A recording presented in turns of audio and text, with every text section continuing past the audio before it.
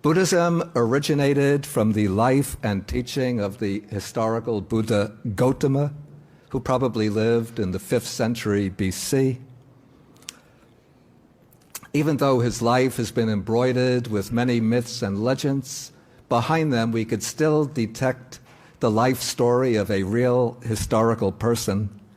He was born into a small republic in the Himalayan foothills, in a region that now lies in southern Nepal. At the age of 16, he married. He lived in royal luxury, and at a certain point, his wife gave birth to a son. When he reached full maturity at the age of 29, he started to reflect on the problems of human existence, particularly the problem of suffering. And as part of an attempt to find a solution to this problem, he renounced the life of the palace and went forth as a wandering ascetic, seeking the way to enlightenment or awakening, the way to utterly resolve the problem of human suffering. He practiced the various types of meditation that were available in his time, but wasn't satisfied with them. Then he practiced extreme asceticism and self-mortification for 6 years until he carried these ascetic practices almost to the point of death. He concluded that the practice of asceticism would not lead to enlightenment, so then he began to take normal food again, regained his health, sat down at the bank of a river beneath a widespread tree, and resolved not to rise up until he had reached his goal. So that night he entered into deeper and deeper stages of meditation until by the time morning came, he was the enlightened one, Buddha, the one who is woken up from the delusion of ignorance. After spending several weeks in deep meditation beneath the Bodhi tree, he decided to go forth and to teach the truths that he had discovered. He called his teaching the Dharma, and he went from village to village, town to town, teaching and guiding others along the path to liberation. He attracted a large number of men and women who wanted to follow him into the homeless life. So in this way, he established the monastic Sangha, the order of monks and nuns. He continued to teach for 45 years, from the age of 35 to the age of 80, until he passed away in the small Indian town of Kusinara.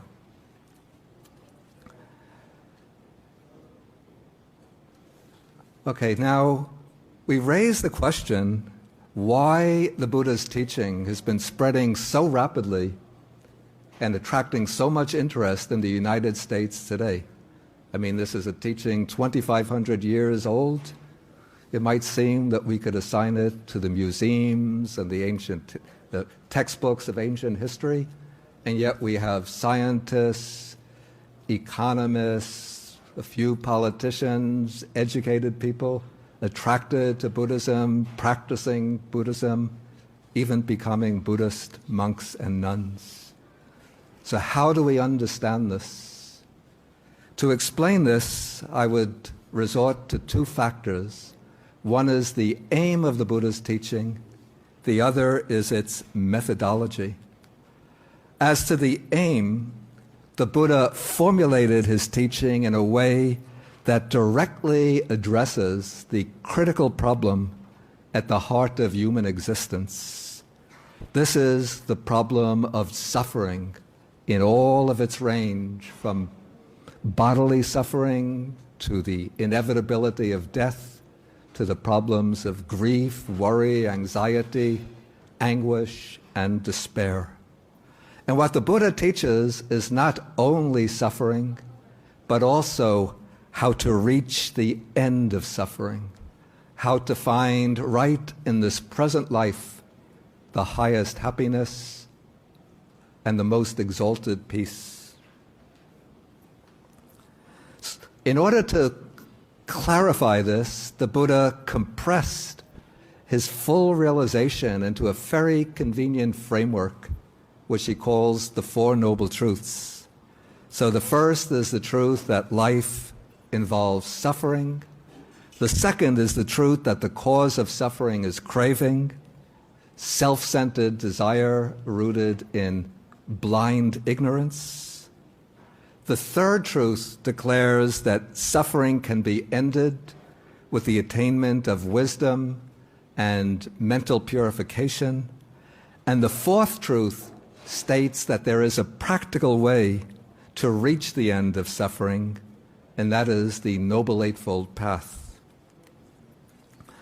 As we can see from the Four Noble Truths, the Buddha's methodology shows extraordinary psychological insight. The Buddha explains suffering not by reference to some outside factor, but he traces it to its roots within our own mind, to our ignorance and craving, to greed, hatred, and delusion. And since suffering arises from our own minds, the end of suffering, the cure, also lies within our own mind. By dispelling our mental defilements, our mental obsessions, and gaining clear insight into the nature of reality. To bridge these 2 points, the beginning point of suffering, the end point of liberation, the Buddha offers a very clear path of practice, the Noble Eightfold Path, which begins with right view of the basic truths about our existence, proceeds through the right intention to undertake the training, then leads into the 3 ethical factors of right speech, right action, right speech, right action, right livelihood, then proceeds to the 3 factors of mental training, right effort, right mindfulness, and right concentration. When all these 8 factors of the path are brought to maturity, then one gains insight into the true nature of existence and attains the goal of wisdom and liberation of the mind.